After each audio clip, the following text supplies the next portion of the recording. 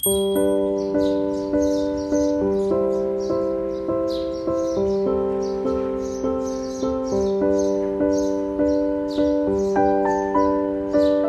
Friends, SR ഡയറീസിൻ്റെ പുതിയ വീഡിയോയിലേക്ക് എല്ലാവർക്കും സ്വാഗതം.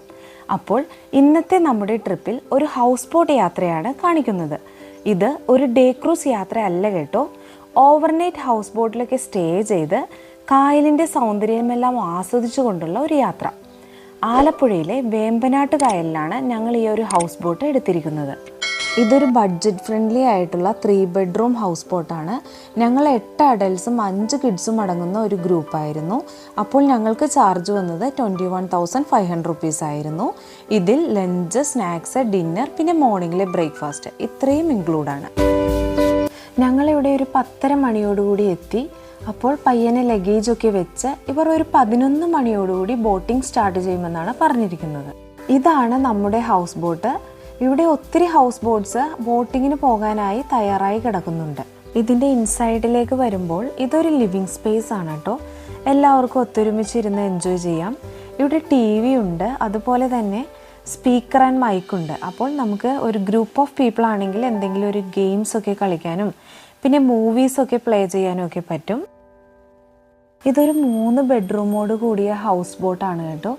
ബെഡ്റൂമിൻ്റെ ഇൻസൈഡ് ഇങ്ങനെയാണ് വരുന്നത്. നല്ല ക്ലീനും അതുപോലെ തന്നെ അത്യാവശ്യം വേണ്ട ഫെസിലിറ്റീസും ഒക്കെ ഈ ബെഡ്റൂമിനുണ്ട്.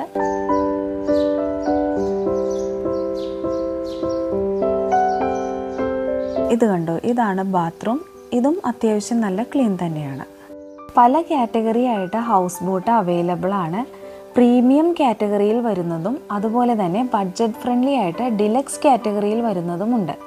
ഓരോരുത്തർക്കും ആവശ്യമുള്ള രീതിയിൽ അത് ചൂസ് ചെയ്യാം. വെള്ളത്തിലൂടെ സഞ്ചരിക്കുന്ന ഒരു റിസോർട്ട് എന്ന് വേണമെങ്കിൽ നമുക്ക് ഹൗസ് ബോട്ടിനെ പറയാം. ഈ ഒരു ഹൗസ് ബോട്ടിൽ എല്ലാ റൂമുകളിലും AC ഉണ്ട്. പിന്നെ ബെഡ്റൂമിലെ AC 9 o'clockന് ശേഷം മാത്രമേ ഓണാക്കുകയുള്ളൂ. അപ്സൈഡിൽ വരുന്ന ഒരു ലിവിങ് സ്പേസ് ആണിത്. ഇവിടെയും നമുക്കിരുന്ന് കാഴ്ചകളൊക്കെ കാണാനും ഫ്രണ്ട്സായിട്ട് എൻജോയ് ചെയ്യാനും പറ്റും. ഇത് ഞങ്ങൾക്ക് വന്നപ്പോൾ തന്നെ തന്ന ഒരു വെൽക്കം ഡ്രിങ്ക് ആണ് കേട്ടോ. ഇപ്പോൾ ബോട്ട് പയ്യനെ സ്റ്റാർട്ടപ്പ് ചെയ്യുകയാണ്. ഇതിപ്പോൾ ഒരു 11:30 മണി സമയമായിട്ടുണ്ട്. ഇന്ന് മുഴുവൻ നമ്മൾ മെല്ലെ കാഴ്ചകളൊക്കെ കണ്ട് ഈ വേമ്പനാട്ട് കായലിൽ ചുറ്റി സഞ്ചരിക്കും.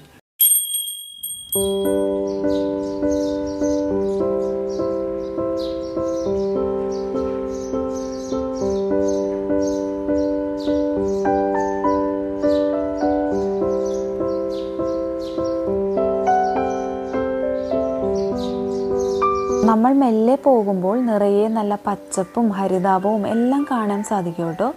പിന്നെ നിരനിരയായി നിൽക്കുന്ന തെങ്ങുകൾ, ഇതൊക്കെ നല്ല രസമാണ് കാണാൻ. കായലിൻ്റെ ഇരുവശങ്ങളിലായിട്ട് അങ്ങിങ്ങായി നിറയെ കുഞ്ഞു കുഞ്ഞു വീടുകളുണ്ട്. അതൊക്കെ നല്ല ഭംഗിയാണ്. അതുപോലെ തന്നെ കുറേ മീൻപിടുത്തക്കാരെയും നമുക്ക് കാണാൻ സാധിക്കും, ചെറിയ വഞ്ചികളൊക്കെ ആയിട്ട്. ഇതിപ്പോൾ ലഞ്ചിനായിട്ട് ബോട്ട് അടുപ്പിക്കുകയാണ്. ഏകദേശം 1 മണി സമയമായിട്ടുണ്ട്. എന്തൊക്കെയാണ് ഇന്ന് ലഞ്ചിനെന്ന് കണ്ടു നോക്കാം. അപ്പോൾ ഞങ്ങളുടെ ഈ ഹൗസ് ബോട്ടിൽ 3 പേരാണ് കേട്ടോ ഉള്ളത്. 2 ചേട്ടന്മാർ കിച്ചണിലും ഒരാൾ ഡ്രൈവിങ്ങിനായിട്ടും. ഞങ്ങൾക്ക് കഴിക്കാനുള്ള ഫുഡെല്ലാം ഇവർ കൊണ്ടുവന്ന് വെച്ചിരിക്കുകയാണ്. നല്ല നാടൻ രുചിയിലുള്ള ഫുഡായിരുന്നു കേട്ടോ എല്ലാം. കരിമീൻ ഫ്രൈ ഇൻക്ലൂഡ് ആയിട്ടുള്ള ഒരു മീലായിരുന്നു ഇത്. ഇതുകൂടാതെ എന്തെങ്കിലും എക്സ്ട്രാ ആയിട്ട് നമുക്ക് വേണമെന്നുണ്ടെങ്കിൽ അവരോട് പറയാം കേട്ടോ. അപ്പോൾ അതനുസരിച്ച് അവർ കുക്ക് ചെയ്ത് തരും. പക്ഷേ നേരത്തെ പറയണമെന്ന് മാത്രം.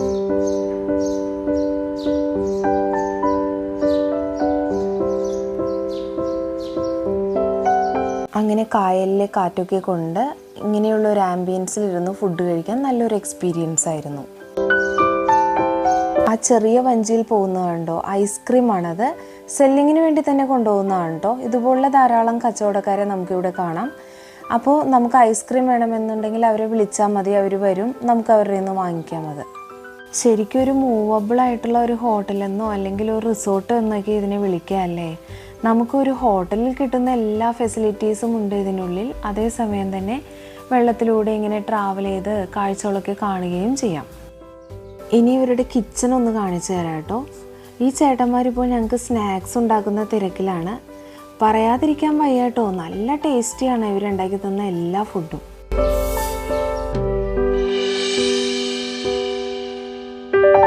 ഇത് കണ്ടോ, ഇത് ബെഡ്റൂമിൽ നിന്ന് കിട്ടുന്ന ഒരു വ്യൂ ആണ് കേട്ടോ. നമുക്ക് ബെഡിൽ കിടന്നുകൊണ്ട് തന്നെ കാഴ്ചകളൊക്കെ കണ്ട് എൻജോയ് ചെയ്യാം.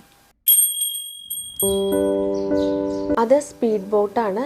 നമുക്കിവിടെ കിട്ടുന്ന ആക്ടിവിറ്റീസിൽ ഒന്നാണിത്. വിളിച്ചാൽ അവർ വരും. ഹൗസ് ബോട്ട് മൂവ് ചെയ്യുന്ന സമയത്ത് തന്നെ നമ്മെ പിക്ക് ചെയ്ത് റൈഡിന് കൊണ്ടുപോകും.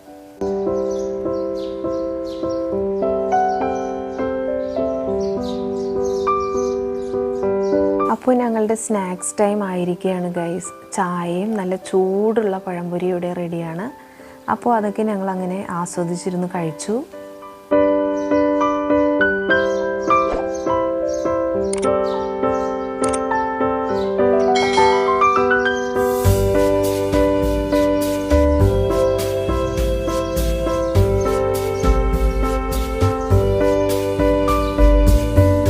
ഇവിടെയുള്ളവരുടെ മെയിൻ ജോലി എന്ന് പറയുന്നത് മീൻപിടുത്തവും കൃഷി അതൊക്കെയാണ് കേട്ടോ. പിന്നെ ടൂറിസം മേഖലയിലും വർക്ക് ചെയ്യുന്നവരുണ്ട്.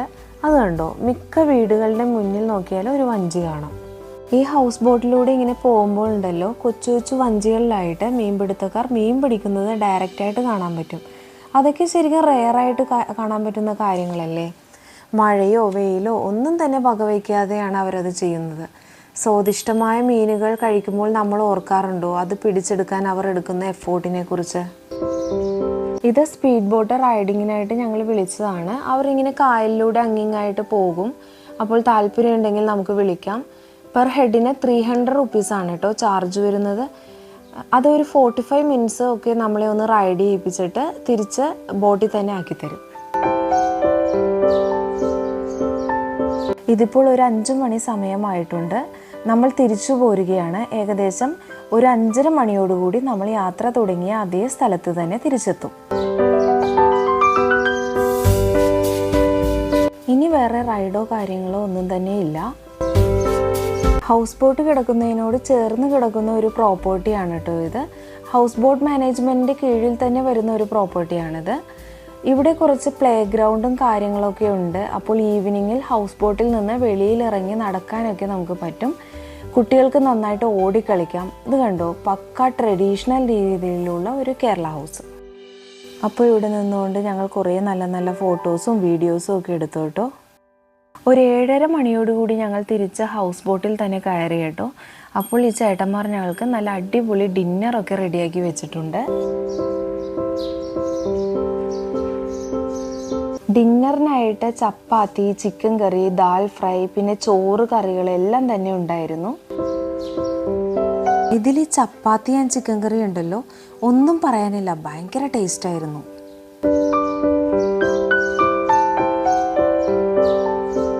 അങ്ങനെ ഡിന്നറൊക്കെ കഴിച്ചതിന് ശേഷം ഞങ്ങൾ എല്ലാവരും ഒത്തൊരുമിച്ച് കുറേ ഗെയിംസൊക്കെ കളിച്ചു. അങ്ങനെ ഞങ്ങളുടെ ഹൗസ് ബോട്ടിലെ ആ ദിവസം അവസാനിച്ചു. ഇത് പിറ്റേ ദിവസം മോർണിംഗ് ആണ് കേട്ടോ. മഴ പെയ്തപ്പോഴുള്ള ആ കായലിൻ്റെ ഭംഗിയുണ്ടല്ലോ, അത് ശരിക്കും പറഞ്ഞറിയിക്കാൻ വയ്യാത്ത ഒന്നാണ് കേട്ടോ. ചെറിയൊരു മഴയുള്ളപ്പോൾ ഹൗസ് ബോട്ട് മെല്ലെ മുന്നോട്ട് പോകുമ്പോൾ കിട്ടുന്ന ഒരു വ്യൂ ഉണ്ടല്ലോ, എന്തൊരു മനോഹരമാണത്. ആ കാണുന്നത് ഒരു റിസോർട്ടാണ് കേട്ടോ, പുന്നമട റിസോർട്ട്.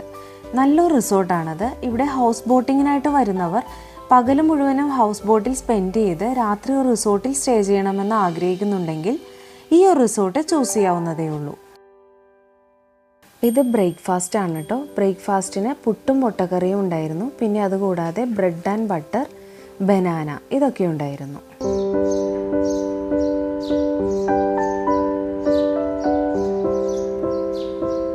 മോർണിംഗിൽ ഒരു 8 മണി മുതൽ 9:30 മണി വരെ ഒന്നുകൂടി നമ്മളെ റൈഡിങ്ങിനായിട്ട് കൊണ്ടുപോകും.